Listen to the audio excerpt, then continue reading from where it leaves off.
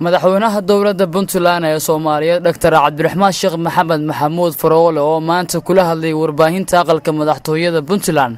ayaa isagu soo dhaweeyay madaxweynaha Jamhuuriyadda Federaalka Soomaaliya iyo waliba dowladda xal lagu dhugisay magaalada Muqdisho ee caasimadda dalka Soomaaliya waxaanu ku tilmaamay madaxweynaha loo doortay Xasan Sheekh Maxamuud inuu yahay nin u qalma isla markaana ummadda Soomaaliyeed ka saari kara dhibaatooyinka ay la soo laadacayeen muddooyin sanooyin soo jiitamayay waxaanu sidoo kale baarlamaanka dalka Soomaaliya ugu baaqay in hawshooda gutaan si cadaalad ah isla markaana u shaqeeyaan shacabka Soomaaliyeed sida idaacadda dibadda shaqeysteen xalay fiidkii markii doorashadu ka dhacday madaxweynaha dowladda federaalka Soomaaliya madashii lagu qabanayay shirkii baarlamaanka Muqdisho waxaanu hawada u mariyay hambaliyadii xalan mariyay idaacad kaliya ee waddanka Harwaayeen mar meediyada kalena dadweynuhu soo socdo aad aan ugu faraxsanahay anigoo ku hadlaya magaca dowladda Puntland iyo shacbiga reer Puntland intaba inaan fogaano aan ku faraxnay in waqtigii ku meel gaarka dhamaadkiisii la doortay madaxweyne cusub oo nin dhalinyaro ah oo aqoon-yahan ah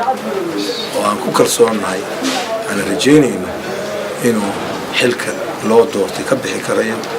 mudane Xasan Sheekh Maxamuud hambalyo kaliya la soo goday baan u diraynaa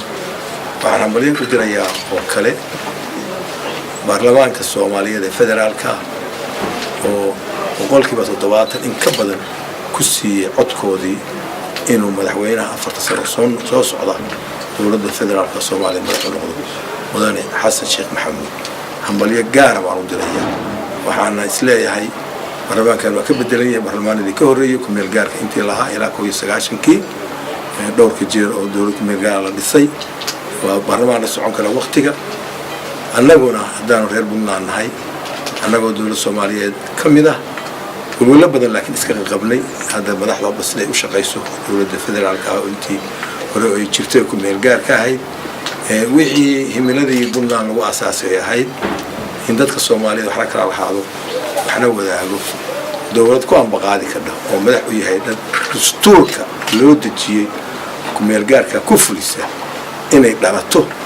rajo weyn baan ka qabnaa in Soomaaliyeed kala furfurantay kala go'go'day inay isku soo noqoto dadkii Soomaaliyeed oo baabay oo qaxootiga ku jira ku miriray meel walba adduunka Yemen Kenya Ethiopia iyo wadamo kale